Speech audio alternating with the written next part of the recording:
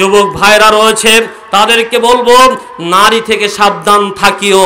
নবী মুহাম্মদ সাল্লাল্লাহু আলাইহি ওয়াসাল্লাম বলেছেন, ফাত্তাকুদ দুনিয়া ওয়াত্তাকুন নিসা, তোমরা দুনিয়ার এই জৌলুস, এই ক্ষতি থেকে বাঁচো, আর নারী নামক এই ক্ষতি থেকে তোমরা বাঁচো।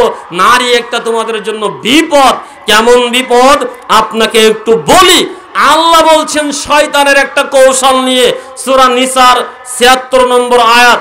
আল্লাহ বলছেন, ইন্না কায়দাশ শাইতানি কানা যায়ীফান, নিশ্চয়ই শয়তানের একটা ষড়যন্ত্র রয়েছে।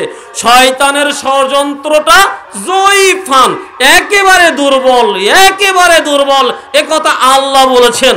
এবার নারীদের সম্পর্কে বলছেন, ইন্না কায়দা কুন্না আজিমান, যে শোনো একটা নারীদের একটা ষড়যন্ত্র রয়েছে। ইন্না কায়দা কুন্না আজিমুন, নারীদের একটা ষড়যন্ত্র রয়েছে। নারীদের ষড়যন্ত্র হচ্ছে আজিমুন, অনেক শক্তিশালী, অনেক শক্তিশালী। অতএব কোন নারীর ওই ষড়যন্ত্র যদি একজন পুরুষ পড়ে যায়, তাহলে ওর দুনিয়াতে আর উন্নতি হওয়ার অদ্বিত পথ খোলা থাকবে না। ওই নারী ওকে একেবারে মাটির সাথে ডাবিয়ে দিবে। সম্মানিত উপস্থিতি, অতএব নারী নামক এই ষড়যন্ত্র থেকে যুবক ভাইদেরকে বলছি, তোমরা নিজেদেরকে একটু গুটিয়ে রাখো। ওই মিষ্টি হাসি মিষ্টি কথাতে তুমি ভুলে যেও না তোমার জন্য জান্নাতে নারী রয়েছে। ওই নারী সম্পর্কে আল্লাহ রাসূল বলছেন, জান্নাতি নারী যদি দুনিয়ায় উকি দেয়, গোটা দুনিয়া আলোয় আলোকিত হয়ে যাবে, সুগন্ধে সুগন্ধিত হয়ে যাবে।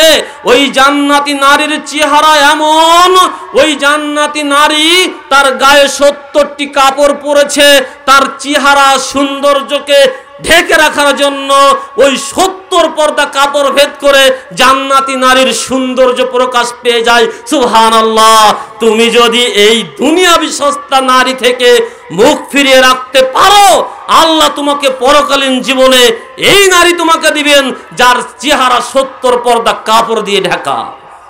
সম্মানিত উপস্থিতি, অতএব যুবক ভাইদেরকে বলছি, নারী থেকে সাবধান থাকবেন।